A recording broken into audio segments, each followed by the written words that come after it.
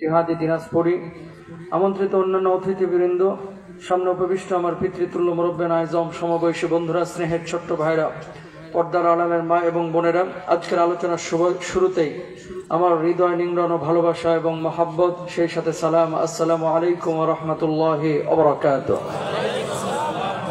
সালামের জবাব শুনে মনে হচ্ছে প্রথমে একবার দিয়েছি, এখন একবার দিয়েছি। মনে হচ্ছে যে অনেক দিন আগে আপনাদের কাছ থেকে ধান টান কিনে নিয়েছিলাম, টাকা দিইনি, আজকে পাইছেন আমারে। মানে আমার উপরে খুব একটা রাগ, গুসা, ক্ষিপ্ততার একটা ভাব আছে। এরকম কোন ঘটনা আছে নাকি আপনাদের সাথে? বক্তা দেখলে সালাম দেয়, মাওলানা সাহেবকে দেখলে সালাম দেয়, এমপি কে দেখলে তো কথাই নাই, 5G গতিতে অটোমেটিক মুখ থেকে বাইর হয়। একই মানুষ যদি হাত তুলতে বলি এখানে অনেকে ধরা খাবে। হুজুর, আমার জন্মের পর থেকে কোনো ফকিরকে, রিক্সাওয়ালাকে, ভ্যানওয়ালাকে সালাম দেই নাই। আছে না নাই? অনেকে দেয় না। সুন্দর করে জবাব দেন, আসসালামু আলাইকুম ওয়া রাহমাতুল্লাহ। এবার হয়েছে মাশাআল্লাহ। কিন্তু কেউ কেউ বললেন ওয়ালাইকুম সালাম।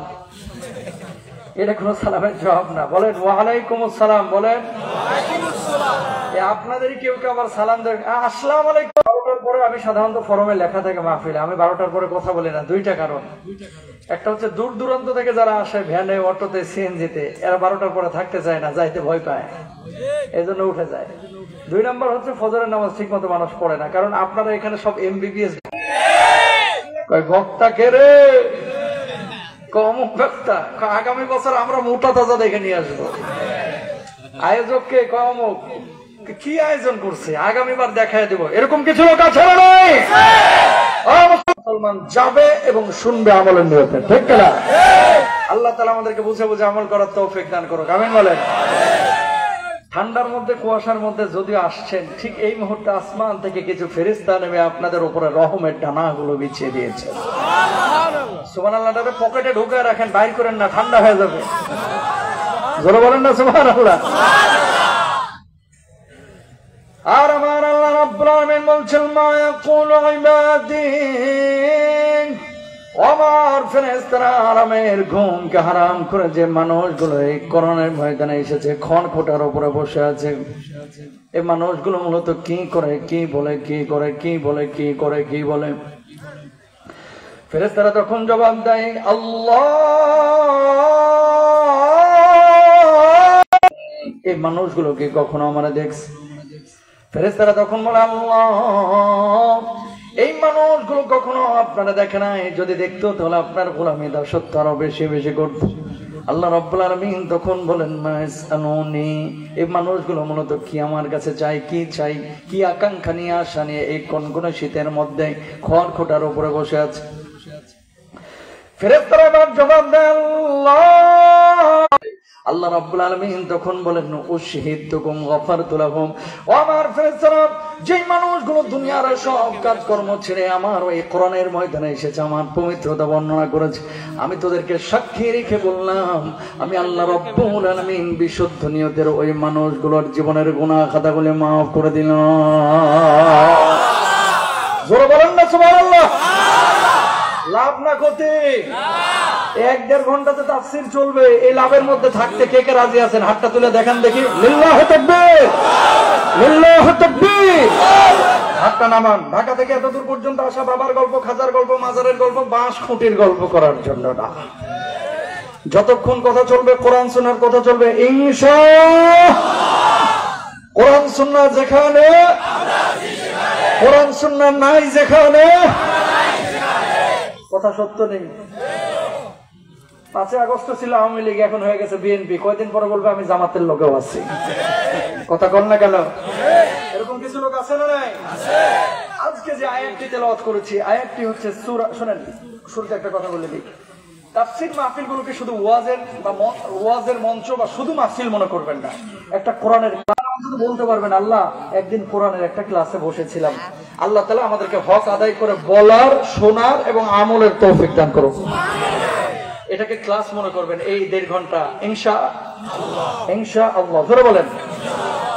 তাহলে শুরুতেই চলে যাই। আল্লাহ সুবহানাহু ওয়া তাআলা সূরা বাকারার 245 নম্বর আয়াত নাযিল করেছেন। আমি এই আয়াতটি তেলাওয়াত করতে প্রয়োজন হয়, কারণ পানির প্রয়োজন হয়।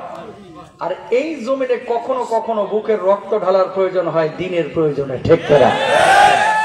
কেউ আল্লাহর জন্য খাবার দেয়, কেউ আল্লাহর জন্য পানীয় দেয়, কেউ আল্লাহর জন্য রাস্তাঘাট দেয়, কেউ আল্লাহর জন্য বুকের তাজা রক্ত ঢেলে দেয়। এবার রংপুরের মানুষ বুঝিয়ে দিছে, দিনাজপুরের মানুষ বুঝিয়ে দিছে আবু সাইদের মাধ্যমে। ঠিক না?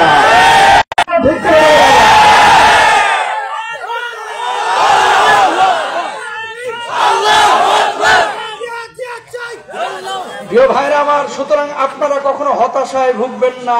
আল্লামা সাঈদীর জন্য প্রথম জীবন কিন্তু আপনারাই দিয়েছিলেন, ঠিক না? তো মানুষ দুনিয়ার জিন্দেগিতে কে কখন কোন বিপদে পড়ে এটা কেউ জানে না। বিপদে পড়লে মানুষের কাছে হাত পাতে, বিপদে পড়লে মানুষের পেছনে যান। ভাইয়া পেছনে কথা বলেন, আমার সাইডে না প্লিজ, পেছনে যান তো, পেছনে যান। কানের কাছে ঘ্যান ঘ্যান করেন না, পেছনে যায় কথা বলেন। কথা বুঝলেন কিন্তু, নাহলে কিন্তু আলোচনা ভাই কষ্ট লাগে, বুঝলেন না? কানের কাছে গিজ গিজ গিজ গিজ করে তাকান, তিন বতন নীরব হয়ে যান। মানুষ বিপদে পড়লে মানুষের কাছে হাত পাতে কেন? ভাই একটু আমাকে হেল্প করেন। এখানে যত মানুষ আপনারা বসে আছেন, হাজার হাজার মানুষ, একজনও নাই যে মানুষটা জীবনে একবারও বিপদে পড়ে নেই। যদি কেউ বলে হুজুর আমার জীবনে কোনো বিপদ নাই, তাহলে জানতে হবে এটা আবু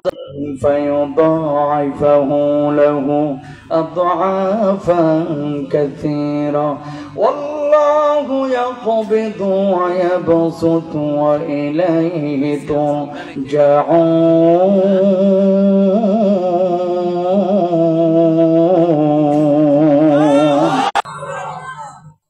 আয়াত যেদিন নাযিল হইল সাহাবীরা সন্দেহের মধ্যে পড়ে গেলেন।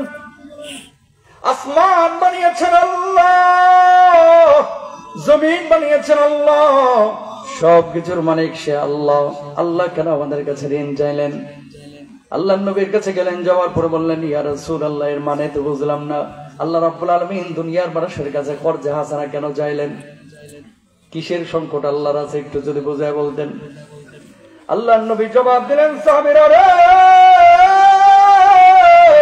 আল্লাহ রাব্বুল আলামিন তোদের কাছে টাকা চাইলেন। মধ্যে ইবনে কাসির রাহিমাহুল্লাহ চমৎকার করে উল্লেখ করেছেন, কিছু মানুষ থাকবে কিয়ামতের ময়দানে উদ্বিগ্ন, আজকে আমার কি হয়, আজকে আমার কি হয়।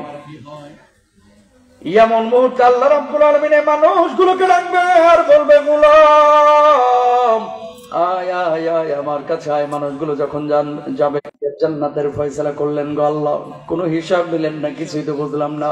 আল্লাহ রাব্বুল আলামিন তখন জবাব দেবে, দুনিয়ার জিন্দেগিতে আমি অভুক্ত ছিলাম, আমার জন্য খাবারের ব্যবস্থা করেছিলি। আমি ঋণগ্রস্ত ছিলাম, আমার জন্য ঋণের ব্যবস্থা করেছিলি।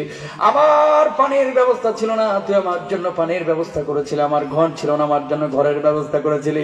আমার জমিনে আমার দিনের জন্য বুকের রক্ত ঢেলে দিয়েছিলি।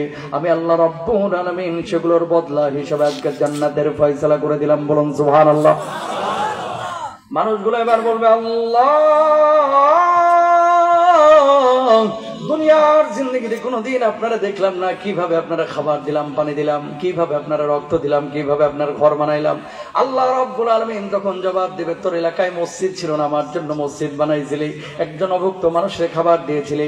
পানি ছিল না, তার পানির ব্যবস্থা করেছিলি। হাঁটার রাস্তা ছিল, নামাজ পড়া ফরজ, রোজা করা ফরজ, হজ যাকাত ফরজ, এগুলো মানতে রাজি আছে। কিন্তু আল্লাহর জন্য, মানুষের জন্য, মসজিদের জন্য, মাদ্রাসার জন্য 1.5 ইঞ্চি জায়গা নিজের বাড়ি থেকে ছাড়তে রাজি না। কথা বলেন না কেন?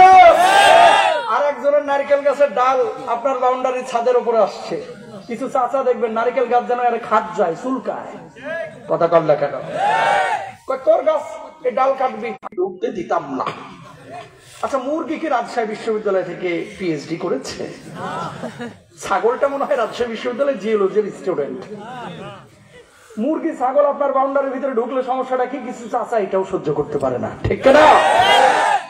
তো নবীজি বলতেছেন, যদি মানুষের জন্য কেউ কল্যাণকর কোনো কাজ করে, আল্লাহ রাব্বুল আলামিন কিয়ামতের ময়দানে কর্জে হাসানা স্বরূপ তার সেগুলোর প্রতিদান দেবে। জোরে বলেন সুবহানাল্লাহ। আয়াতটা যেদিন নাজিল হইল, পরবর্তী সবকিছুর মালিক তোমার আল্লাহ, তোমার নবী এতদিন প্রচার করলো, এই তোমার আল্লাহ মানুষের কাছে ঋণ যাচ্ছে, এর মানে কি বুঝতে বাকি নাই। তোমার আল্লাহ একটা ফকির। নাউজুবিল্লাহ, জোরে বলেন। গালি দিচ্ছে আমার আল্লাহকে আয়াতের অপব্যাখ্যা করে। কে? ওই ইহুদি। পরে বলতেছি বিষয়টা। এবার আসেন, এলাকায় কিছু লোক দেখবেন, যুবক যারা পরিবর্তন হচ্ছে, ওয়াজ শুনে দাড়ি রাখা শুরু করেছে। টাকনোর নিচে আগে কাপড় পরতে, এখন উপরে পড়া শুরু করেছে। আগে জিএফ বিএফ গার্লফ্রেন্ড বয়ফ্রেন্ডে ঘোরাঘুরি করতে, এগুলো সব বিসর্জন দিয়েছে। ভালো হওয়ার চেষ্টা করতেছে। নামাজ পড়া শুরু করেছে। ছেলেটা পড়াশোনা করতেছে মনে করেন, হ্যাঁ, হঠাৎ গোয়েন্দা বাহিনীর লোকজন এসে ঘেরাও করে হাজির। আর কিছু হলুদ সাংবাদিক, ও যে মুরগি চোরা গ্রুপের, কথা বলেন না কেন, এরা এসে সুন্দর করে ছবি টবি তুলিয়া জিহাদি বই সহ 21 জন জঙ্গি আটক গোপন বৈঠকের সময়। ঠিক না? দাড়িটা কিন্তু বুঝে শুনে রেখেছি, টুপিটা কিন্তু বুঝে শুনেই পড়েছি, হুজুর কিন্তু টুপিটা বুঝে শুনেই পড়েছে, জুব্বটা কিন্তু আল্লাহ আল্লাহ রাসূলকে ভালোবেসেই পড়েছে, এই কোরআনটাকে বুঝে শুনেই কিন্তু বুকের মধ্যে ধারণ করেছি। সুতরাং কোন মানুষ যদি কোরআনকে তুচ্ছ তাচ্ছিল্য করে, আল্লাহু আকবার, ইসলামের শত্রুরা হুঁশিয়ার সাবধান, হুঁশিয়ার সাবধান, ইসলামের শত্রুরা, সেম কায়দা আবু বকরকে তুচ্ছ তাচ্ছিল্য করতেছে ওই ইহুদির বাচ্চা। কি বলতেছে? তোমার আল্লাহ সবকিছু বানাইছে, আজকে আবার ঋণ চাই, এটা আবার কেমন আল্লাহ? তার মানে তোমার আল্লাহ ফকির। দ্বিতীয়বার যেমনি বলছে, নরম মেজাজের আবু বকর গরম হয়ে গেছে। নরম মানুষ গরম হইলে রুখা কিন্তু মুশকিল হয়ে যায়। কথা কন না কেন? এলাকার মধ্যে কিছু লোক পাবেন কাউরে কিছু বলে না, মানুষ এরা মনে করে কি বোধায়, বুঝেন নাই কথা? এই যে বিনয়, নম্র, ভদ্র মুরব্বী, বুঝেন নাই, কাউরে কোনো কিছু বলে না, নম্র ভদ্র মেজাজ, নরম মেজাজের মানুষ, মানুষ মনে করে এটা ব্যাককল। কিন্তু যখন গরম হয়ে যায় রুখা মুশকিল কিন্তু হয়ে যায়। আবু বকর কিন্তু হাত গুটে বসে থাকবো না, আল্লাহু আকবার। কলিজা আগুন জ্বলে না ভাই? মারামারির সময় কাজে লাগলে এটা চেঞ্জ করে দাও। আল্লাহর গালি দিয়েছে, আল্লাহ যে আয়াত নাযিল করেছে, আল্লাহ রাব্বুল আলামিনকে জান দেওয়ার কথা, মাল দেওয়ার কথা বলেছে, আয়াতের অপব্যাখ্যা করে একবার না, দুইবার না, তিনবার আল্লাহকে ফকির মিসকিন বলে গালি দিয়েছে, এজন্য তারা মারছে। নবীজি এবার ইহুদিকে বললেন, কি রে ইহুদি, আমার আল্লাহকে কেন গালি দিয়েছিস? কই না না না, আমি গালি দিই নাই, আপনার আবু বকর মিথ্যা কথা বলতেছে। আবু বকরকে নবীজি বলছেন, কি আবু বকর, তুমি নাকি মিথ্যা কথা বলতেছো? নবী এবার আবু বকরকে বললেন, আবু বকর, ওই জায়গায় কি কোনো সাক্ষী ছিল নাকি? আবু বকর জবাব দিলেন, ওগো নবীজি, ওই জায়গায় কোনো সাক্ষী ছিল না, ছিলাম আমি আর ছিল ওই ইহুদি, আর তো কোনো সাক্ষী ছিল না। আল্লাহর নবী ওই মুহূর্তে জবাব দিলেন, আবু বকর কিছু মনে করো না, যেহেতু কোনো সাক্ষী ওই জায়গায় ছিল না, যেইভাবে তুমি থাপ্পড় বসাইছো ওইভাবে ইহুদি তোমার একটা থাপ্পড় বসায় দেয়। আবু বকর জবাব দিলেন, ওগো নবীজি, আল্লাহ রাব্বুল আলামিনকে গালমন্দ করার কারণে আমি তারে থাপ্পড় বসাইছি, এটা যদি আমার অন্যায় হয়ে থাকে, ওই ইহুদি আমারে থাপ্পড় কেন, আমি আবু বকরের জীবনটাও যদি নিয়ে চলে যাই, আল্লাহর কসম আবু বকরের কলিজা থাকবে। নবীজি ঝামেলা মেটানোর জন্য ইহুদির বলছে, এদিকে যেইভাবে তোরে মারছে ওইভাবে একটা থাপ্পড় মেরে দে। ইহুদি রেডি হচ্ছে, আজকে তোর একদিন কি আমার একদিন। থাপ্পড়টা মনে করেন একেবারে 2 মুনা কইসা মারবে আর কি। যেমনি রেডি হচ্ছে আর শাহজিমে গ্রিন সিগন্যাল চলে গেছে, আল্লাহু আকবার। আর শাহজিমে গ্রিন সিগন্যাল বলেন না, বুঝেন নাই? জিবরিল আমিন, আল্লাহ ডাক দিয়েছে, এদিকে আয়, মুহূর্তের মধ্যে আমার হাবিবের কাছে গিয়ে হাজির হওয়া, আর বল ইহুদিরে সামলাইতে, খবরদার ইহুদির হাত যেন আমি আমার আবু বকরের গালটা স্পর্শ না করে, মেসাকার হয়ে যাবে। আর গিয়া বল আমার নবীকে মুহূর্তের মধ্যে গিয়া যে আবু বকরের পক্ষে সাক্ষী দুনিয়ার কোন মানুষের প্রয়োজন নাই, আমি আল্লাহ রাব্বুল আলামিন নিজে আরশ আজিম থেকে আবু বকরের পক্ষে সাক্ষী হয়ে গেলাম। জোরে বলেন না সুবহানাল্লাহ। একজন মানুষের পক্ষে সাক্ষী দিচ্ছেন কে? আল্লাহ। আরো আসতে বলেন, জিবরিল আমিনের তো আবার আসমান থেকে নবীজির কাছে আসতে ওই আপনাকে ওই ফুলবাড়ি বাজারে 26 মিনিটের জ্যামে বসে থাকতে হবে। চোখের পলক ফেলানোর আগে নবীজির কাছে জিবরিল আমিন এসে হাজির। ইয়া রাসূলুল্লাহ, কি বিচার আপনি করছেন? আল্লাহ রাব্বুল আলামিন কিন্তু সবকিছু দেখেছেন। খবরদার ইহুদির সামলানি, ইহুদির হাত যেন আবু বকরের গালে স্পর্শ না করে। আল্লাহ নবী বুঝে গেলেন কিছু একটা হয়ে গেছে ঘটনা। ও জিবরিল আমিন, কি হয়েছে? আপনি সাক্ষী খুঁজছিলেন, দুনিয়ার জিন্দেগিতে আবু বকরের কোন সাক্ষীর প্রয়োজন নাই, স্বয়ং আল্লাহ রাব্বুল আলামিন আর শাহজিম থেকে সাক্ষী হয়ে গেছেন। এই দেন আয়াত 4 নম্বর পারা 13 নম্বর পৃষ্ঠা শুরুর অংশ। লাকাদ সামিআল্লাহু কাওলাল্লাযীনা ক্বালু ইন্নাল্লাহা ফাকীরুন ওয়া নাহনু আগনিয়া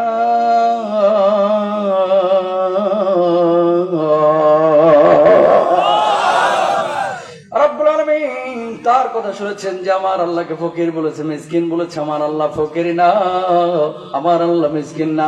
যারা আল্লাহকে এইভাবে ট্রিট করে, গাল মন্দ করে, কুল কায়নাতের সবচাইতে বড় বড় কুলাঙ্গার ফকির মিসকিন তারাই, ঠিক কিনা? জবাব দেন তো। আবু বকর আপনার সাথে নামাজ কম পড়তো না বেশি? তাহাজ্জুদ কম না বেশি? না না, সরি, ভুল ভুল, কথাটা ভুল হয়েছে। আমাদের দেশের মাশাআল্লাহ, আপনারা তো আছেনই, নারায়ণগঞ্জের কিছু লিডার আছে প্রতিদিন 80 রাকাত তাহাজ্জুদ পড়ে। কথা বল না কেন? যখন এই কথাটা বলছে যে 80 রাকাত তাহাজ্জুদ প্রতিদিন আমি পড়ি, ইবলিসও মনে হয় সেদিন হাসির ঠেলায় ঘুমাইতে পারে নাই। কথা বলেন ঠিক কিনা? ভাইরা আবার, আবু বকর নামাজ কম পড়েছে না বেশি? রোজা কম করেছে না বেশি? যাকাত কম না বেশি? সবই বেশি করেছে। নরম মেজাজের আবু বকর, আল্লাহ আল্লাহ রাসূলের কোরআনের স্বার্থ এসেছে, দ্বীনের স্বার্থ এসেছে, গর্জে উঠেছে, হুঙ্কার দিয়ে উঠেছে, আঘাত পর্যন্ত করেছে। ও মুসলমান, আমাদের অবস্থাটা কি? নামাজ, রোজা, হজ, যাকাত ফরজ আমরা মানি, অন্যান্য ফরজ বিধানগুলো কেন মানি না?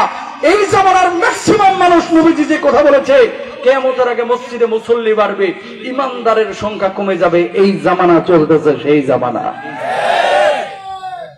আল্লাহর নবী বলেছেন মুসল্লি বাড়বে, দাড়িওয়ালা টুপিওয়ালার সংখ্যা বাড়বে, পাঞ্জাবিওয়ালার সংখ্যা বাড়বে, আব্দুর রহমান আব্দুল করিমের সংখ্যা বাড়বে, আসল ইমানদারের সংখ্যা কমবে। সামনের কাতারে নামাজ পড়ে কপালে 6 ইঞ্চি কালো দাগ, মাগার সুদের কারবার এখনো ছাড়তে পারলো না। আছে না নাই? ছেলে রাজশাহী বিশ্ববিদ্যালয়ে পড়তেছে, অনার্স শেষ, বাপ ধান বেচে 14 লাখ টাকা জমাইছে 4 বছরে। টাকাটা জমাইছে কেন? ছেলে অনার্সের পরে যদি চাকরি বাকরিতে টাকা ঘুষ দেওয়া লাগে, এই টাকাটা নিয়ে ওখানে দেবে। জুমার নামাজের পর ইমাম সাহেবের কাছে দোয়া চাই, হুজুর একটু দোয়া করেন না, এবার একটা ভালো লাইন পাইছি যেন চাকরিটা হয়ে যায়। বদমাইশ ঘুষের টাকা দিয়ে চাকরি হাজির করতেছে। কথা কন না কেন? একদিকে আপনি আল্লাহকে বলতেছেন আল্লাহর জন্য জান দিবেন, মাল দিবেন, অন্যদিকে ঘুষি কারবার করতেছেন, অন্যদিকে সুদি কারবার করতেছেন, আরেকজনের হক মারতেছেন, আরেকজনের আইন ঠেলে জমি দখল করতেছেন। আল্লাহ আল্লাহ রাসূলের স্বার্থ নিয়া কোরআনের আইন বাস্তবায়নের ন্যূনতম চেষ্টা প্রচেষ্টা যদি না থাকে, আল্লাহর নামে হলফ করে বলতেছি, আপনি আসল মুসলমান না। আপনার ইসলাম এবং মুসলমানিত্বের মধ্যে ত্রুটি আছে, ঠিক কিনা ভাইরা? এই কোরআনটা দেখেন, নামাজ, রোজা, হজ, যাকাত ফরজ আছে কোথায়? কোরআনে। জোরে বলেন কোথায়? ওই কোরআনেই কিন্তু আল্লাহ সুবহানাহু ওয়া তাআলা তার আইন বাস্তবায়নের জন্য বলেছেন, এটাও কিন্তু ফরজ করেছেন, ঠিক কিনা? কোরআনের আইন বাস্তবায়ন হলে লাভ না ক্ষতি? জোরে বলেন তো। দুনিয়ার ছোট্ট একটা উদাহরণ দিই। উজবেকিস্তান একটা দেশ আছে সোভিয়েত ইউনিয়নে। আমি 2 বছর আগে সফর করলাম উজবেকিস্তান। ইমাম বুখারী রাহিমাহুল্লাহর কবর জিয়ারতে গেলাম বুখারা, সে অনেক দূর। ইমাম বুখারী রাহিমাহুল্লাহর কবরটা জিয়ারত করার পরে আমি আসলাম সামারকান্দে। যোহরের নামাজ পড়ার জন্য একটা মসজিদের মধ্যে ঢুকেছি। দেখলাম সমস্ত মুসল্লিরা মোবাইল ফোন আর মানিব্যাগ পেছনে রেখে সামনে নামাজ আদায় করতেছে। চিন্তা করলাম সমস্ত মানুষেরই কি মোবাইলের চার্জ শেষ? পরে বুঝলাম যে না, নামাজে খুশু নষ্ট হবে, তাই সামনে মোবাইল ফোন মানিব্যাগ পেছনে রেখে জুতার ওখানে সবাই সামনে নামাজ আদায় করতেছে, দামি দামি মোবাইল মানিব্যাগ। চিন্তা করলাম আল্লাহ বাঁচাইছে, মসজিদটা ঢাকার গুলিস্তানের কোন মসজিদ না। কথা কন না কেন? আপনি আপনার দেশের দিকে তাকান, আমার দেশের দিকে তাকান। জাতীয় মসজিদ বাইতুল মোকাররমের দক্ষিণ গেট থেকে মাত্র 6-7 কিলোমিটার দূরে আমার বাড়ি। এই দক্ষিণ গেটের নিচতলায় দেখবেন শত শত বাথরুম আছে, একটা বাথরুমেরও লোহার ছিটকানি পাবেন না। কেন? সবগুলো হিরণ সিম আমরা খুলে নিয়ে চলে গেছে ছিটকানি গুলা। রংপুরে এক মাহফিলে গিয়েছি গত বছর, এক মসজিদে ঢুকলাম, ঢোকার পরে দেখতেছি বদনার গলা ভাঙা, ভাঙা বদনার গলা এবার শিকল পরায় রাখছে। কথা বুঝেন নাই? আমি তো RTV-তে লাইভ করি জানেন, রোববার সোমবার। একদিন এক মাসালা দিয়ে ফেলাইছিলাম, কি দামি জুতা নিয়ে মসজিদে যাই না, নামাজ হবে না। মানুষজন খেপে গেছে, হুজুর এটা আবার কেমন কথা? দামি জুতার সাথে নামাজের সম্পর্ক কোথায়? সম্পর্ক একটা আছে। মিয়া 2600 টাকার জুতা নিয়ে পেছনে রাখবেন আর নামাজে সূরা বাদ দিয়ে খালি অ্যাপেক্স করে। কথা কন না কেন? যদিও দাঁড়াইছে নামাজে, খালি ওই জুতার দিকে টান, যা আছে না গেছে। কথা কন ঠিক কিনা? যেই দেশে 25 টাকা জোড়ার জুতা নিরাপদ না, মসজিদে বাথরুমের ভাঙা বদনা নিরাপদ না, ওই দেশের মধ্যে কোরআন ছাড়া কখনো শান্তি আশা করা যায় না, ঠিক কিনা? সুতরাং আল্লাহর জমিনে কোরআনটা এস্টাবলিশ হোক, আপনারা কি চান? সবাই কি চান? চাইলে এখানে যদি হিন্দু ভোটে দাঁড়ায়, কিছু লোক হিন্দুকে ভোট দিবে। কথা কর না কেন? হিন্দু কি চায় আল্লাহর জমিনে কোরআন এস্টাবলিশ হোক? খ্রিস্টান চায়? ইহুদি চায়? আপনি আওয়ামী লীগ করতে পারেন, আপনি বিএনপি করতে পারেন, জাতীয় পার্টি জামাত আপনি করতে পারেন, আল্লাহর জমিনে যারা কোরআনের পক্ষে, আমরা তাদের পক্ষে দেখতে না। যারা কোরআনের পক্ষে নাই, আমরা তাদের পক্ষে কাজ করতে পারি না। প্রমাণ নেন এবার। ইউসবিহুর রাজুলু মুমিনা ওয়া ইউমসি কাফিরা। দূরে ঠেলেন, তাকান। নবীজি বলছেন সকাল বেলায় থাকবে মুমিন, সন্ধ্যা বেলায় হয়ে যাবে কাফের। ওয়া ইউমসি মুমিনা ওয়া ইউসবিহু কাফিরা। সন্ধ্যা বেলায় থাকবে মুমিন, সকাল বেলায় হয়ে যাবে কাফের। আমি অবাক হই ভাই, দাজ্জাল যদি এই জামানায় আসে, বাংলাদেশের 20 কোটি মানুষের মধ্যে 16 কোটি মানুষ ঈমান হারাবে। বলবেন হুজুর কেমনে? প্রমাণ নেন। কারা দাজ্জালের যদি আসে বর্তমানে ঈমান হারাবে কারা? দেখেন, মাত্র 2টা সিঙ্গারা আর 1 ঢোক কোকেল লাগে অনেকে জোহর থেকে নিয়ে মাগরিব পর্যন্ত এই মিথ্যাবাদী লিডারের নামে মিছিল করে। কথা বলেন না কেন? জানে যে গত 15 বছর চুরি করেছে, তারপরে ওর পক্ষ নিয়ে কথা বলবে। ঠিক কেন বলেন? কেন? আমার নেতার চরিত্র ফুলের মতো পবিত্র। লাভটা কি? এই যে এতক্ষণ যে কথা বললি, 300 টাকা, 2টা সিঙ্গারা আর 1 ঢোক কোক। ভাই, 1 ঢোক কোক আর 2টা সিঙ্গারা আর 300 টাকার লোভ তুমি সামলাইতে পারলা না।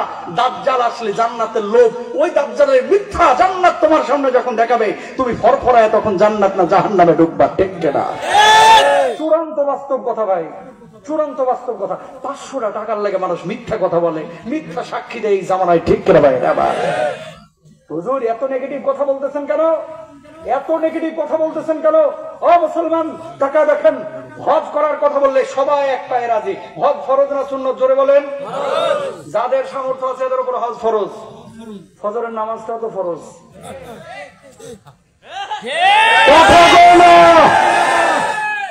হজটা ফরজ, ফজরের নামাজ কি নফল? এর হাত তুলতে বললে ম্যাক্সিমামই ধরা খাবে। আজকে পরে নাই, মাইন্ড করেন না, আমি কষ্ট দেওয়ার জন্য বলতেছি, বাস্তব কথা বলতেছি। আল্লাহর জমিনে আল্লাহর আইন বাস্তবায়ন করা আপনার উপর ফরজ, কিন্তু আপনি আইন বাস্তবায়ন তো দূরের কথা। কোরআনওয়ালাদের পক্ষে বিপক্ষে নানান কথা শুনে ওই শারিয়া কবিরদের সাথে যখন মিশে, আপনার দলে আছি, সমস্যা নাই, আপনি আমার দুলা ভাই। আবার হুজুরের সাথে যখন মিশে, হুজুর কি বলেন, আপনার আমার জানাজা পড়াবেন, আপনাকে কি আমি ছাড়তে পারি? এর সাথে তার দলের সাথে যখন মিলে, হুজুর কি বলে ভাই, আপনি সারা জীবন আমার দেখভাল করে রাখলেন, আপনার কি ঠগাইতে পারি? এগুলো মুনাফিক, এগুলো মুনাফিক। ঠিক না? নীতি একটাই হবে, কোরআনের নীতি। কিসের নীতি? জোরে বলেন, কিসের? সাহাবীরা কিভাবে ঈমান এনেছে তাকান। ঈমান বাপ দাদার থেকে অটো পেয়ে গেছি সম্পত্তির মতো, ওয়ারিসি ভাবে। এই জন্য ঈমানের কদর আমরা করতে পারি না। সাহাবীরা ঈমান এনেছিল অনেক ত্যাগ তিতিক্ষা সাধনার পরে, এই জন্য কদর করেছিল। আব্দুল্লাহ যুলবাজদাইন, নবীজির যুবক সাহাবী, কাফের অবস্থাতে নবীজির সামনে এসে বসে থাকে। সাহাবীরা বলতেছে, ঈমান আনো না, নবীর সামনে বসে থাকো কেন? ওনার কথা শুনলেই ভালো লাগে, মুখ থেকে যেন এক একটা মুক্তার দানা বাইর হয়। আল্লাহু আকবার। আরেকজন সাহাবী ঈমান আনে নাই, কাফের ছিল, নাম হচ্ছে আমর ইবনে আস রাদিয়াল্লাহু তাআলা আনহু। তখন ঈমান আনেন নাই, পরে ঈমান আনছে। নবীজির সামনে বসে থাকে, হঠাৎ মৌমাছির মতো গুনগুন আওয়াজ শুরু হয়ে গেল। বুঝতে বাকি রইল না যে সূরা নাজিল শুরু হয়েছে। মৌমাছির মতো গুনগুন আওয়াজ শেষ, নবীজি মাথা উঠিয়ে বলতেছে, আজকে তোমাদের উপরে একটা দারুণ সূরা নাজিল হয়েছে। সাহাবীরা বলছেন, ইয়া রাসূলুল্লাহ, কোন সূরাটা একটু বলেন না, আমরা মুখস্থ করব। নবীজি বললেন, আজকে তোমাদের উপরে সূরা আসর নাজিল হয়েছে। সুবহানাল্লাহ। আল্লাহ নবী বললেন, ওয়াল আসরি ইন্নাল ইনসানা লাফি খুসরিন ইল্লাল্লাযীনা আমানু ওয়া আমিলুস সালিহাত ওয়া তাওয়াসাউ বিল হাক্কি ওয়া তাওয়াসাউ বিস সবর। বলুন আল্লাহু আকবার। সব মানুষ ক্ষতির মধ্যে 4 শ্রেণীর মানুষ বাদে। তারা খারাপ ঈমান যারা এনেছে, যে মানুষগুলো সৎ কাজ করেছে, যে মানুষগুলো সৎ উপদেশ দিয়েছে, যে মানুষগুলো ধৈর্যের সাথে জীবন যাপন করেছে, আল্লাহ রাব্বুল আলামিন এই মানুষগুলোকে কিয়ামতের ময়দানে জান্নাত দিবেন। দুনিয়ার জিন্দেগিতে বরকতি জীবন এই মানুষগুলোকে আল্লাহ রাব্বুল আলামিন দান করবেন। খেয়াল করেন, যখন সূরাটা নাজিল হইল, সাহাবীরা তো আছে, একজন কাফের ওখানে বসে আছে, যার নাম হচ্ছে আমর ইবনুল আস, তখন ঈমান আনেন নাই। মুসলমানরা সূরাটা মুখস্থ করলো, আমর ইবনুল আস রাদিয়াল্লাহু তাআলা আনহু তিনি সূরাটা মুখস্থ করে নিলেন। ওই আমর ইবনুল আসের সাথে মিথ্যা নবী দাবিদার মুসাইলামাতুল কাযযাবের বন্ধুত্ব ছিল। পরবর্তী দিন মুসাইলামাতুল কাযযাবের কাছে গিয়ে আমর ইবনুল আস বললেন, ও মুসাইলামা, মুহাম্মদ সাল্লাল্লাহু আলাইহি ওয়াসাল্লামের উপরে কয়দিন পর পরে সূরা নাজিল হয়, আয়াত নাজিল হয়, তোর উপরে কেন কোনো সূরা নাজিল হয় না, আয়াত নাজিল হয় না? এতদিন তোর সাথে আমার উঠা বসা, কোনোদিন তো কোনো সূরা শুনলাম না। অমনি মুসাইলামাতুল কাযযাব জবাব দিল, মুহাম্মদ সাল্লাল্লাহু আলাইহি ওয়াসাল্লাম মানুষের কাছে বলে বেড়ায়, ওনার উপরে সূরা নাজিল হইলে আমার উপরেও নাজিল হয়, কিন্তু আমি মানুষের কাছে বলি না। ইচ্ছা মতো পিটানো দরকার, চাপাবাজ, ঠিক করে বেড়াবা। মানুষের কাছে বলে, আমি কারোর কাছে বলি না। উনি বাপরে বাপ, জান্নাত পলাতক একেবারে ভালো মানুষ, ঠিক করে বেড়াবা। দেখেন কেন বলতেছে এই কথাটা, বলার একটা উদ্দেশ্য আছে। আমর ইবনুল আস বলতেছে, দোস্তরে, এতদিনের বন্ধুত্ব, কোনদিন তো একটা সূরা তোর উপরে নাজিল হইল না, কোনদিন শুনলাম না। আজকে যদি না শোনাস, তোর সাথে আমার বন্ধুত্ব শেষ। কেন, কি হয়েছে? গতকালকে না মুহাম্মদ সাল্লাল্লাহু আলাইহি ওয়াসাল্লামের কাছে বসেছিলাম, এত সুন্দর একটা সূরা নাজিল হইল, আরে অর্থটা শুনে আমি যদিও মুসলিম, আমার কলিজাটা ঠান্ডা হয়ে গেছে। আল্লাহু আকবার। কি সূরা নাজিল হয়েছে শোনা দেখি আমারে। তো বলছে, ওয়াল আসরি ইন্নাল ইনসানা লাফি খুসর ইল্লাল্লাযিনা আমানু ওয়া আমিলুস সলিহাত ওয়া তাওয়াসাউ বিল হাক্কি ওয়া তাওয়াসাউ বিস সবর। এই যে সূরা নাজিল হয়েছে, মুসাইলামাতুল কাযযাব বলছে, আমার উপরে গত রাতে একটা নাজিল হয়েছে। কয়, তাহলে শোনা কি নাজিল হয়েছে, আজকে না শোনালে তোর খবর আছে। চুপ করে মাথাটা নিচু করে বানাইতেছে সূরা। বানানো সূরা কি আর আল্লাহর মতো হয়? কথা কল না কেন? জিম মারিয়া বসে রয়েছে মাথা নিচু করে। কতক্ষণ পরে মাথা উঠে বলতেছে, শোনাই কি হবে? কয়, হ্যাঁ বল, কি সূরা নাজিল হয়েছে? কয়, তাহলে শুন। কয়, ইয়া অব্র অব্র ফাইন্না মান তালাহু জুনানা সদরা সদরা। হে খরগোশের বাচ্চা, তোর কানগুলো ছোট, তোর লেজটা খাটো, তোর পাগুলো খাটো, তোর পেটটা মোটা, এটা বুঝি সূরা? ইবলিসও বিশ্বাস করবে না, ঠিক না? এটা কি সূরা হইতে পারে? যে তোর কানগুলো ছোট, তোর লেজ ছোট, তোর পা গুলো খাটো, তোর পেটটা মোটা, খরগোশের বাচ্চা, এটা কি কোনো সূরা হইতে পারে? আমর ইবনুল আস কাফের মানুষ, মুসাইলামাতুল কাযযাবরে ঘোষণা দিল, আমি ঈমান না আনতে পারি, ঈমান আনতে আমার সময় লাগবে না। আল্লাহর কসম করে, স্রষ্টার কসম করে বলতেছি, এই জামানায়, এই পৃথিবীতে তোর চাইতে বড় গাদ্দার, মিথ্যুক আরেকটাও নাই। তোর সাথে আমার সম্পর্ক আজকে থেকে শেষ। আল্লাহু আকবার। কাফের হওয়ার পরও নবীজির স্বীকৃতি দিয়েছে, কোরআনের স্বীকৃতি দিয়েছে। আর এই জামানায় আপনার আমার এলাকায় এমন কিছু মুসল্লি আছে, মুসলমান আছে, কোরআনওয়ালাদের সাথে চলার পরও কোরআনের স্বীকৃতি দিতে ভয় পায়, আলেমদের নামে মিথ্যা মামলা দেয়, সাক্ষীও পর্যন্ত দেয়, ঠিক না? বাপ দাদা ছিল মুসলমান, ওটা মুসলমান হয়ে গেছে। তাকান, নবীজি বলছেন, লা ইয়াকুনান্না মিন উম্মতি আকওয়ামুন ইস্তাহিল্লুনাল হিরা ওয়াল হারিরা ওয়াল খামরা ওয়াল মাআজিফ। আমার উম্মতের মধ্যে এক শ্রেণীর উম্মত আসবে যারা জেনা ব্যভিচারকে হালাল মনে করবে, প্রেম প্রীতি অবৈধ জেনা রিলেশনশিপকে হালাল মনে করবে, যে মানুষগুলো চিকন চাকন পোশাক পরিধানকে হালাল মনে করবে, যে মানুষগুলো মদ পানকে হালাল মনে করবে, যে মানুষগুলো ঢোল তবলার গান বাজনাকে হালাল মনে করবে। আজকে আপনার এলাকাতেও তাকায় দেখেন, বিয়ের আগে 7 দিন থেকে ঢুসঢাস বাজতেই থাকে, ঠিক না? বাপ দাদা মুসলমান ছিল, অটো মুসলমান হয়ে গেছে, ইমানের কদর করতে জানেন না। ভাই, সাহাবী কেমনে করেছে দেখেন। আব্দুল্লাহ জুলবাদের চাচা ছিল মুশরিক, মূর্তি পূজা করতো। এবার চাচার কাছ থেকে আল্লাহর নবীর দরবারে গেলেন, যাওয়ার পরে বললেন, ওগো নবীজি, বহুদিন হয়ে গেল আপনার দরবারে আসি, কিন্তু ঈমান আনা হয় নাই। আজকে আপনি কালেমা পড়ায় দেন, আমি আর মূর্তি পূজা করতে চাই না, আল্লাহর প্রতি ঈমান আনতে চাই। আল্লাহর নবী কালেমা পড়ায় দিলেন। কালেমা পড়ার পরে, ঈমান আনার পরে, শীতের এরকম মাঝরাতে ওই আব্দুল্লাহ জুলবাজাদাই নিজের চাচার কাছে গেলেন। যাওয়ার পরে বললেন, চাচা, ঈমান এনেছি আমি মুহাম্মদ সাল্লাল্লাহু আলাইহি ওয়াসাল্লামের উপরে, ঈমান এনেছি আল্লাহর উপরে। ও চাচা, আপনার ধর্ম পালন করতে পারবো না, আপনার ধর্ম পালন করতে পারবো না, বাপ দাদার ধর্ম পালন করতে পারবো না। সঙ্গে সঙ্গে চাচা একেবারে তেলে বগনো জ্বলে উঠলেন, এত বড় সাহস, আজকে তুই ইসলাম কবুল করেছিস, এই মুহূর্তে আমার সামনে থেকে দূর হবে। আমি সামনে থেকে দূর হতে রাজি আছি। না না, শুধু সামনে থেকে দূর হলে হবে না, বাড়ি ছাড়তে হবে, সম্পদ ছাড়তে হবে, খামারের রোড গুলো ছাড়তে হবে। ও আব্দুল্লাহ, কোনো কিছুই তুই পাবি না যদি ঈমান না ছাড়িস। আব্দুল্লাহ জবাব দিলেন, চাচা, বুঝে শুনে আমি কলিজার মধ্যে ঈমানকে জায়গা দিয়েছি, বাড়ি ছাড়তে রাজি আছি, সম্পদ ছাড়তে রাজি আছি, খামারের রোড গুলো ছাড়তে রাজি আছি, আল্লাহর কসম আমি ঈমান ছাড়তে রাজি নাই। বলুন আল্লাহু আকবার। চলে যান। আব্দুল্লাহ রাদিয়াল্লাহু তাআলা যখন বাড়ি থেকে বের হয়ে যাচ্ছেন, চাচা এবার ডাক দিলেন, এদিকে আয়, পরনের যে জামা কাপড়টা আছে জামা কাপড়টা এই মুহূর্তে খুলে দিবি। আব্দুল্লাহ জবাব দিলেন, চাচা আল্লাহর দোহাই লাগে আপনি আমার জামা কাপড়টা খুলে নেবেন না গো চাচা। চাচা আমার কি অবস্থা করেছে দেখো গো মা। ও মা, তোমার কাছে কি এক টুকরা চাদর হবে নাকি যে চাদরটা দিয়ে লজ্জা স্থানটা ঢাকবো? মা এক টুকরা চাদর দিলেন, ওই চাদর দিয়া লজ্জা স্থানটা ঢেকে আল্লাহর নবী সাল্লাল্লাহু আলাইহি ওয়াসাল্লামের বাড়ির দিকে রওনা হলেন। নবীজি তখন তাহাজ্জুদের নামাজের জন্য জাগ্রত হয়েছেন। সালাম ফিরানোর পর আল্লাহর নবী দেখতে পেলেন একজন যুবক আল্লাহর নবীর বাড়ির সামনে দাঁড়িয়ে দাঁড়িয়ে থরথর করে কাঁপতেছে। নবীজি বললেন, যুবক কি নাম তোমার, কি নাম? ও নবীজি, গতদিন ঈমান এনেছিলাম, আমার নাম আপনি রেখেছেন আব্দুল্লাহ। ঈমান আনার কারণে আমার চাচা কি অবস্থা করেছে দেখেন। ঈমান আনার কারণে আমার চাচা আমার বাড়ি কেড়ে নিয়েছে, সম্পদ কেড়ে নিয়েছে, খামারের ওট গুলো কেড়ে নিয়েছে গো নবীজি। এমনকি এই শীতের রজনী এই জায়গায় একটু দাঁড়াও, আমি ঘরের মধ্যে থেকে আসতেছি। নবীজি ঘরের মধ্যে গেলেন, ইয়া মানে ডোরা কাটা একটা চাদর নিয়ে আসলেন, আব্দুল্লাহর গায়ের উপরে দিয়ে বললেন, আব্দুল্লাহ রে, আমার ব্যবহৃত এই চাদরের মালিক আজকে থেকে আমি তোরে বানায় দিলাম। বলুন সুবহানাল্লাহ। সাহাবীর কান্না থামেন। আল্লাহর নবী বললেন, কান্দিস কেন, কান্দিস কেন, কাঁদিস না, আল্লাহ আল্লাহর দান করেন। বলুন আল্লাহু আকবার। আল্লাহর নবী আমার হাত তুললেন, ও আল্লাহ,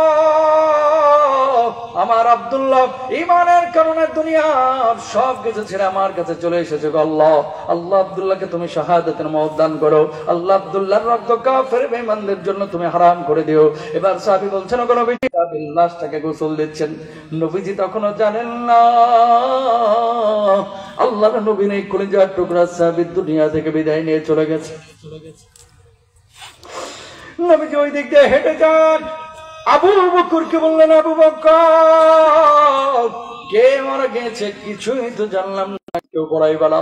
নবী আবু বকর বলছেন, ওগো নবীজি, কোন সাহাবীর ব্যাপারে এমন কথা তো কোনোদিন বললেন না, তার জানাজার নামাজ পড়াবে না, এর ব্যাপারে কেন এই কথা বলতেছেন?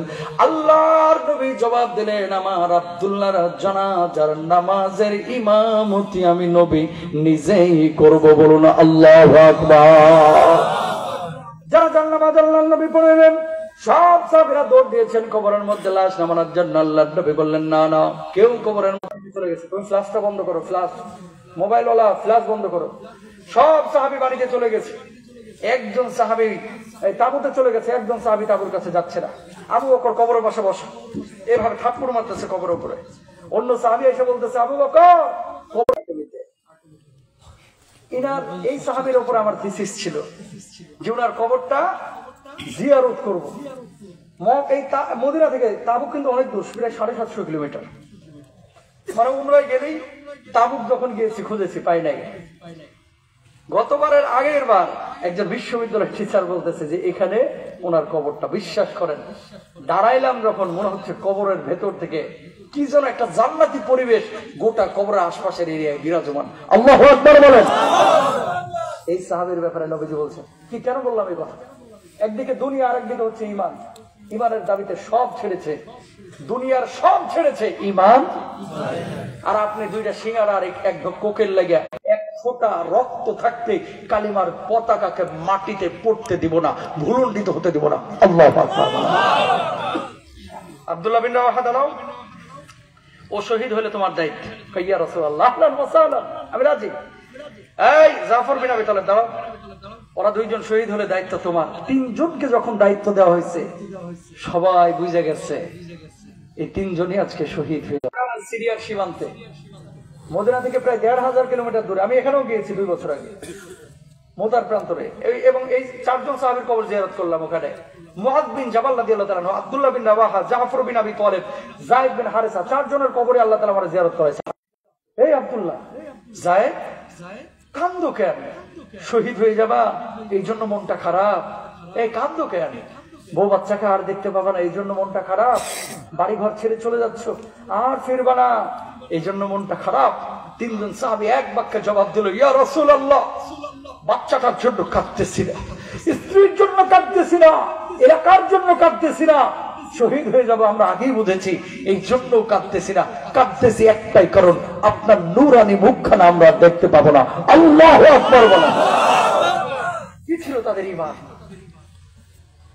একটা বার চিন্তা করেন তো, আপনার আমার এলাকায় এই জামানায় নবী যদি জীবিত থাকতো, আর যদি বলতো এই যাবের দাঁড়াও, কক্সবাজার যুদ্ধে যাইতে হবে দিনাজপুর থেকে, কাল্লা নবী আমার তো লিচু পাকিয়ে গেছে, লিচু গুলো না পারে কেমনে জিহাদে যাই?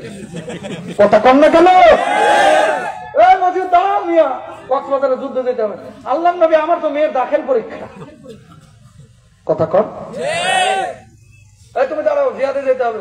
আল্লাহ নবী ধান পাইকে গোটা মাঠে পড়ে একেবারে একাকার হয়ে গেছে, এই ধান থেকে কিভাবে জিহাদে যায়? এই জামানা চলতেছে সেই জামানা, ঠিক না? এই জামানার মানুষের হাত হচ্ছে তিনটা, ডান হাত, বাম হাত, আর একটা হচ্ছে অজুহাত। কি হাত? অজুহাত। দেখেন আপনাদের জুমার খতিব সাহেব এখানে আছেন নাকি? আছে? কই খতিব সাহেব কই? কি দাওয়াত দেন না খতিব সাহেব রে? ও আপনি খতিব, মাশাআল্লাহ, আলহামদুলিল্লাহ, আল্লাহ হায়াতে রিজকে বারাকা দান করুক, আমিন বলেন। খতিব সাহেব দেখবেন বছরে 4-5 জুমা সুদ নিয়ে কথা বলে। কিছু মুসল্লি পেছন থেকে মিটি মিটি হাসে আর কয় মোল্লা মুন্সি আছে সুদ লইয়া। এরা জামানার কোন তাল রাখে? বাংলাদেশ ব্যাংক চলতেছে, সোনালী ব্যাংক, জনতা ব্যাংক, পূবালী ব্যাংক, সব সুদের উপরে, আর মোল্লাই আছে খালি খুদবাই সুদ নিয়া। ও মুন্সির কথা মুন্সি বলবে, আমার সুদ আমি ছাড়তে পারবো না। কতক্ষণ ঠিক কেনা? কিছু লোক আছে না নাই? সুদকে সুদ বলে না ভাই, ইন্টারেস্ট। কি হুজুরের গাড়ি শব্দ নিলাম, ছোট্ট একটা গল্প মনে পড়লো, বলবো না? পারমিশন দিলে বলবো। এক হুজুর আইছে রংপুরে এক এলাকায় ওয়াজ করতে। আমার মতো প্রতিদিন ওয়াজের আগে ভাত খেয়ে ফেলায়। ওয়াজের পরে আমি কিন্তু দাঁড়াই না, তাড়াতাড়ি চলে যাই। কিন্তু দুঃখজনক হলো সত্য, এই উত্তর অঞ্চলের মানুষ বুঝে হোক না বুঝে হোক, আপনাদের উপরে আমাদের এই জায়গাটা খুব এসকাল, এজন্য বক্তারা দাওয়াত দিতে চায় না। ওয়াজের পরে 1.5 ঘন্টায় চা খাওয়ায়, মুড়ি খাওয়ায়, এই খাওয়ায়। বসেন না হুজুর, বসেন না। এই 2 টাকা 3 টাকা 5 টাকা এগুলো নিয়ে যা পকেটে ঢুকাই। কেন রে ভাই? একজন মানুষকে নিয়ে এসেছেন, পারলে আনেন, না হলে আনেন না। কিন্তু এই 1.5 ঘন্টা 2 ঘন্টা লাস্টের 2:30টা পর্যন্ত বসা রাখা, এগুলো অসুন্দর, ঠিক কিনা?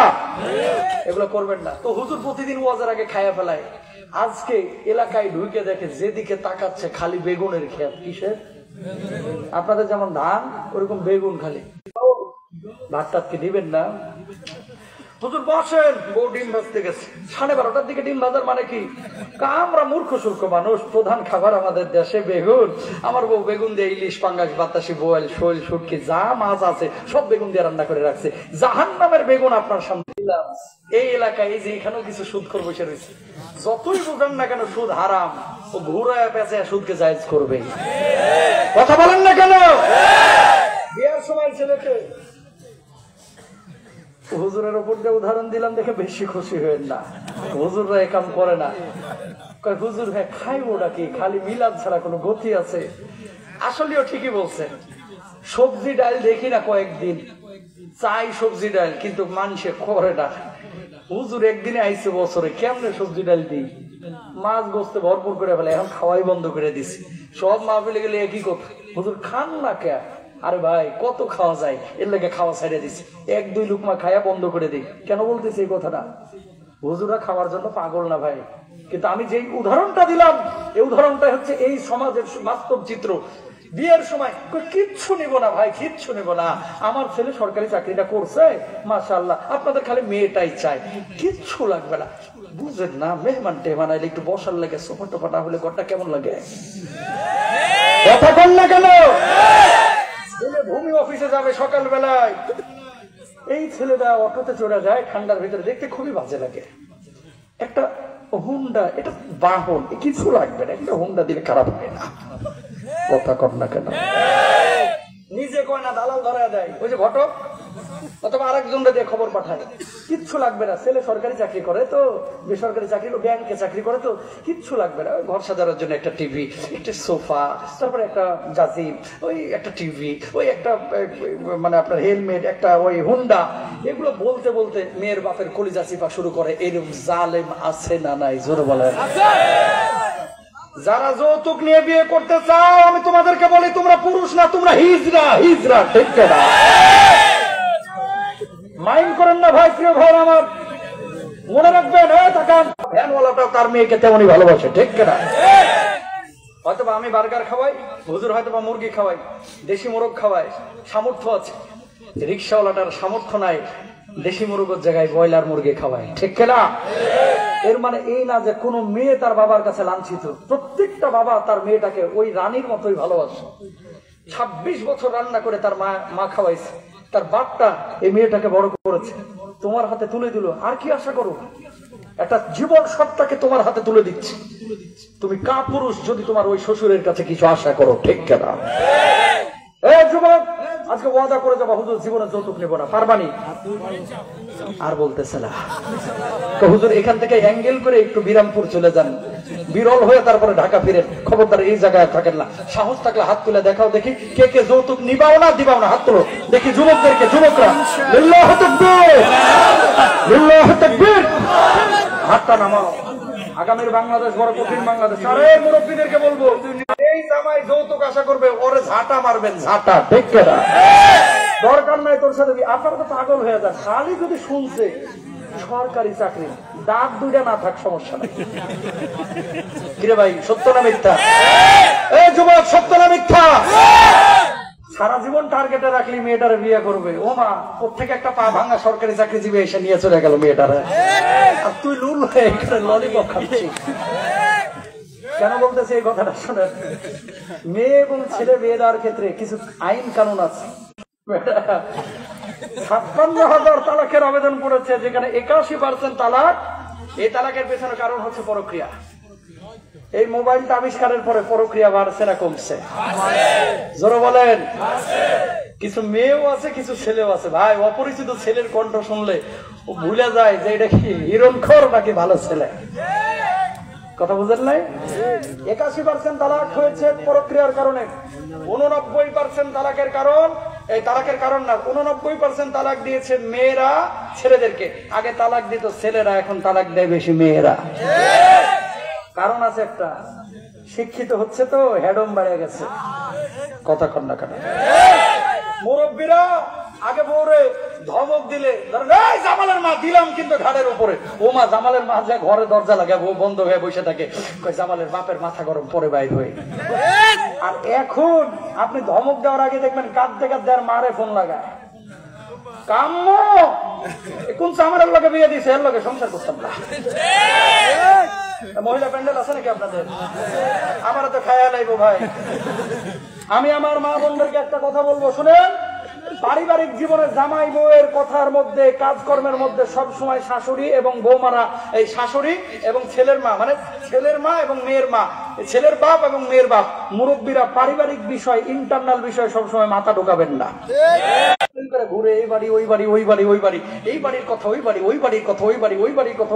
আমি মাঝে মাঝে চিন্তা করি, বিবিসি বাংলা বন্ধ করে এই মহিলাগুলোকে নিয়ে যে ইংল্যান্ডে সেটেল করে দিলেই তো হয়, বিবিসি অটো চলবে, সাংবাদিক লাগবে না, ঠিক করে বাইরে। হারাম না হালাল? জোরে বলেন।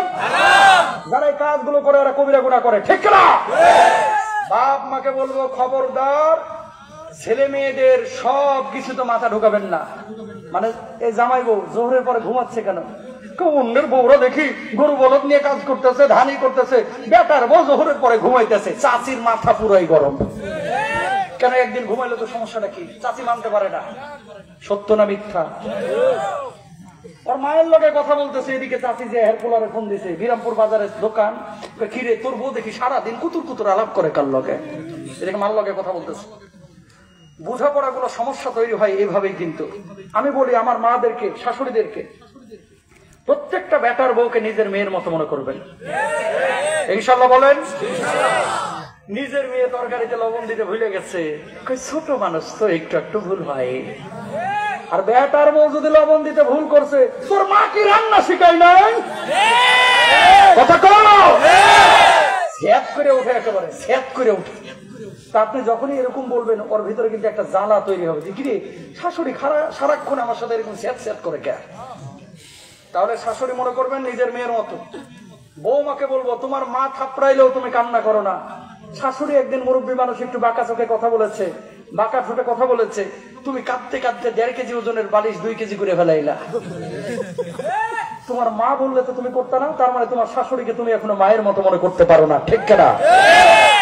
তুমি তোমার শাশুড়িকে মায়ের মতো মনে করবা, বারাকা দিবে কে? এই বুড়া মানুষগুলো একসময় তোমার মতো জোয়ান ছিল, এই বুড়া মানুষগুলো তোমার মতো জোয়ান ছিল। এইদিকে জামার উপরে অত্যাচার করে, স্বামীর উপরে কয় বুড়া বুড়ির লগে থাকবো না, তোমার আব্বা আম্মা বেশি ডিস্টার্ব করে, চলো দিনাজপুর শহরে ভালো ফ্ল্যাটে আমরা থাকি। এইদিকে আলাদা হল লাগে ঘষাঘষি করে, ওইদিকে যে নিজের বাড়িতে ভাইয়ের বউকে আবার তালিম দেয়, খবরদার শ্বশুর শাশুড়ির খেদমত ছাড়িস না, এদের থেকে আলাদা হইস না, কথা বলেন ঠিক না? ওইদিকে তালিম দাও, এখানে দাও না কেন? খবরদার, নিজে যদি বুড়া বয়সে খেদমত পাইতে চাও, নিজের শ্বশুর শাশুড়ির খেদমত করো, ঠিক কিনা বলে? আবার শ্বশুর শাশুড়িকে বলবো যে এমন খেদমত আশা করেন না যেন খেদমতের লাগে বিয়ে করে নিয়েছেন। বউ, বেটার বউকে সম্মান দিয়ে ইজ্জত দিয়ে কথা বলবেন, কখনো তার মরা বাপ মাকে নিয়ে খোটা দিবেন না, ইনশাল্লাহ বলেন। সবাই বলেন জীবনে কোনোদিন বউকে আঘাত করবেন না, ইনশাল্লাহ বলেন। আরো জোরে বলেন। ঘরের মধ্যে ঢুকতেছে, আম্মা জান আয়েশা গ্লাসে পানি খাচ্ছে। ভালোবাসা কি ছিল দেখেন। আয়েশা কি খাচ্ছ? ইয়া রাসূলুল্লাহ পানি। আমার জন্য একটু রাখো। নবীজি ঘর থেকে বাইরে বলছে আয়েশা পানিটা কই? ইয়া রাসূলুল্লাহ এই যে গ্লাসে, গ্লাসটা দাও। কোন জায়গায় মুখটা লাগাইছো? ইয়া রাসূলুল্লাহ এই জায়গায় মুখটা লাগাইছো। নবীজি ওই জায়গায় মুখটা লাগায় পানি পান করছে। জোরে বলেন। ভাই বেশি সময় দিব না, আর 5-10 মিনিট তাকান। তাহলে আল্লাহর জন্য যেখানে জানের প্রয়োজন সেখানে জান দিব, যেখানে মালের প্রয়োজন সেখানে মাল, ইনশাল্লাহ বলেন। ভাইরা আমার, বিশ্বনবী সাল্লাল্লাহু আলাইহি ওয়াসাল্লাম কি বলছেন খেয়াল করেন। ইদাস তাহাল্লাত উম্মতি খামসান ফালাইহিমুদ্দিমা।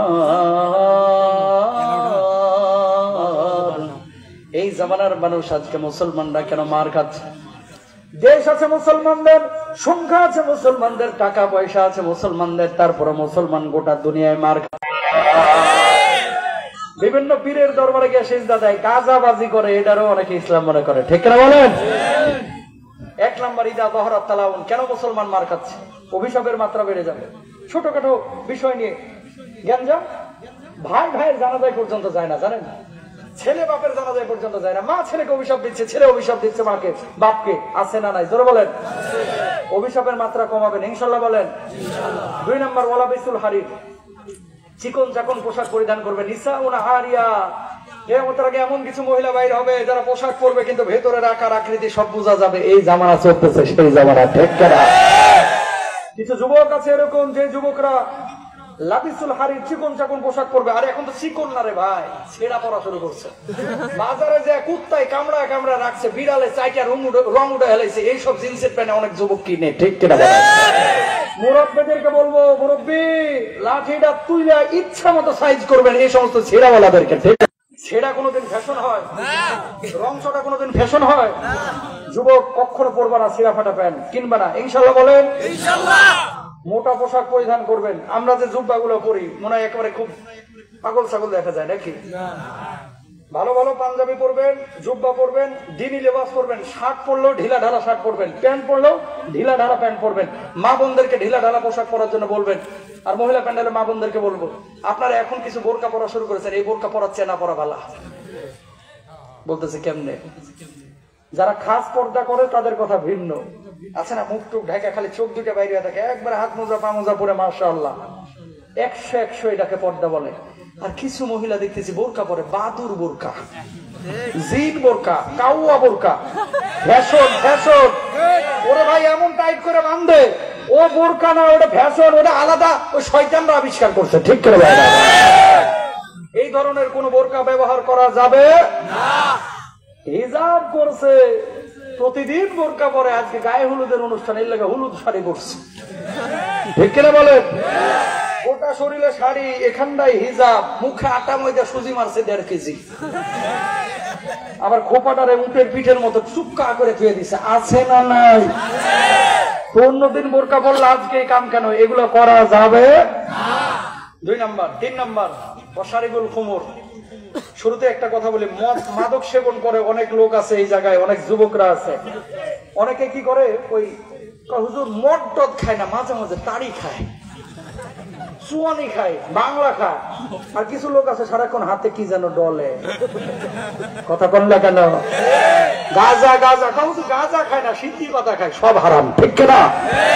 নেশা জাতীয় কোন জিনিস যখন মুসলমান গ্রহণ করবে, আল্লাহর আযাব ওই মুসলমানের উপর আসবে, ঠিক কিনা ভাইরা? আবার জান্নাতের গন্ধ পাবে না নেশা জাতীয় জিনিস গ্রহণ করে। এরপর আসেন, এই যুবক তোমাদেরকে বলি, তোমরা অনেক সময় কি করো, ঈদের পরে ওই যে বন্ধু বান্ধব নিয়ে ঘুরতে যায় না, এত নিজে প্রতিদিন খায়, যেটারে খায় না কয় দোস্ত দুইটা মারেই দেখ না কি ফ্লেভার মাইরি। কথা কম না কেন? এই দুইটা মারায়া বদমাসটা ওরাও সিগারেট খাওয়া শিখাচ্ছে, বিড়ি খাওয়া শিখাচ্ছে, ঠিক করে বলেন? যদি কেউ এরকম প্রস্তাব দিবেন, টান মারবেন না হাত মারবেন, একেবারে ঠাস করে গালের উপর বসায় দিবেন, ঠিক করে বলেন? এইরকম বিড়ি বিড়ি খাওয়া যাবে? পৃথিবীর একমাত্র খাবার যার গায়ে লেখা আছে খাইলে মরবি তারপরে খা। বিড়ির প্যাকেটে ধূমপান মৃত্যু ঘটায়, ধূমপান ক্যান্সারের কারণ, ধূমপান ক্যান্সার হয়, কত ধরনের লেখা লেখা, তারপরও খায়। আচ্ছা, এই লেখাটাই যদি কেকের প্যাকেটে লেখা থাকতো, ওই দোকানদার সাপের মতো পিডিয়ে মেরে ফেলাইতো। কথা ঠিক না? এটা এই কেক খাইলে মানুষ মরবে, তো বেতস কে? বিড়ির গায়ে লেখা খান কে? কখন তো পেট তো ক্লিয়ার হয় না, না খাইলে। কিছু লোক আছে না নাই, নেশা জাতীয় কোন জিনিস খাওয়া যাবে? ওয়াত্তাখাযুল কিয়ার 4 নাম্বার, গায়ক গায়িকা নায়ক নায়িকাদেরকে আদর্শের মানদণ্ড গণনা করবে। কিছু বউ আছে সিরিয়াল তো নিয়মিত দেখে, রোববারে কোন সিরিয়াল স্টার জলসা যদি মিস হয়, সোমবারে কাজা কাফারা সহ দেখে। কথা কন না কেন?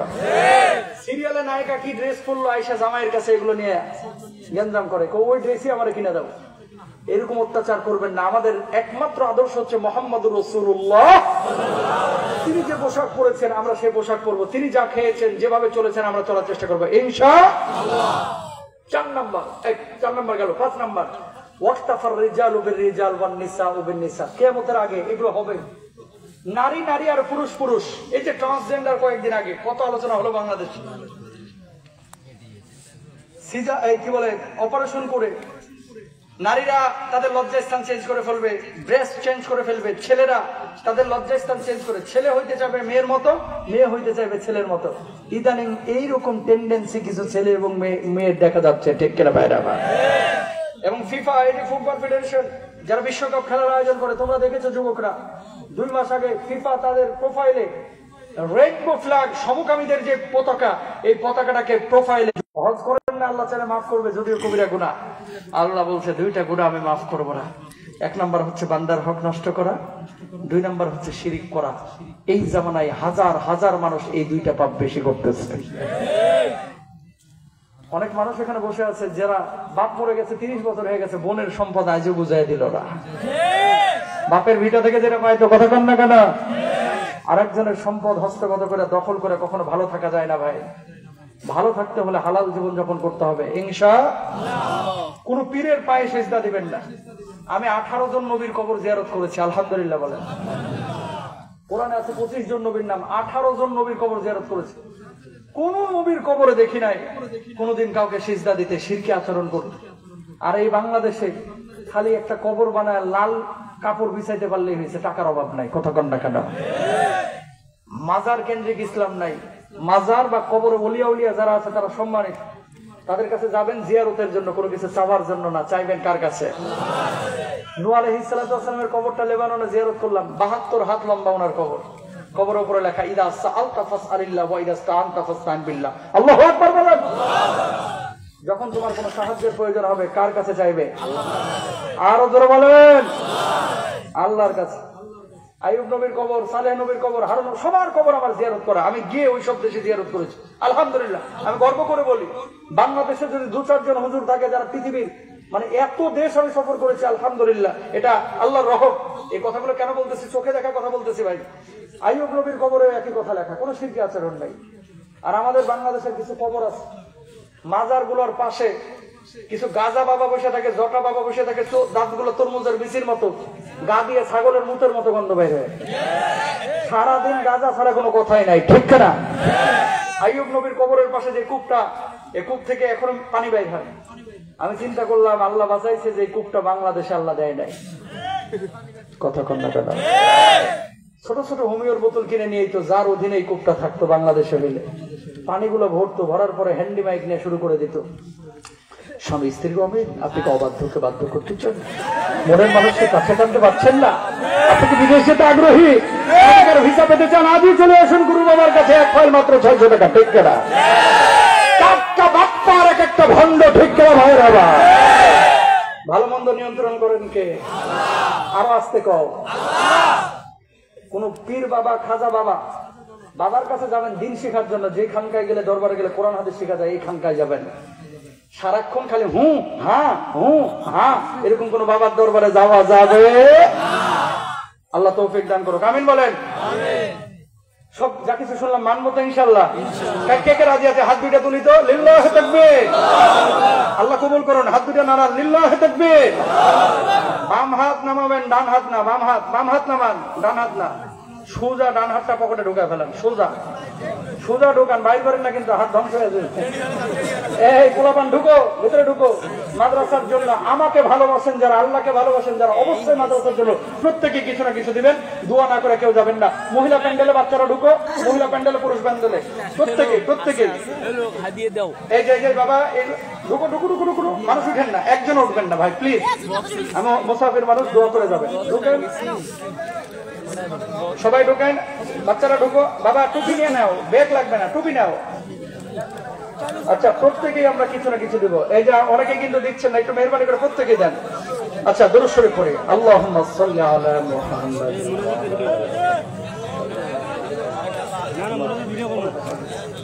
এখনো শুরু হয়ে গেছে ঠান্ডা পাল্টা।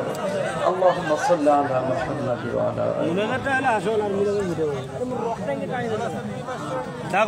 প্রত্যেকেই কিছু না কিছু দিবেন ভাই। আমরা দুরূদ শরীফ পড়ি, সবার জন্য দোয়া করব। কবরবাসী, মৃত বাপ মা, আত্মীয় স্বজন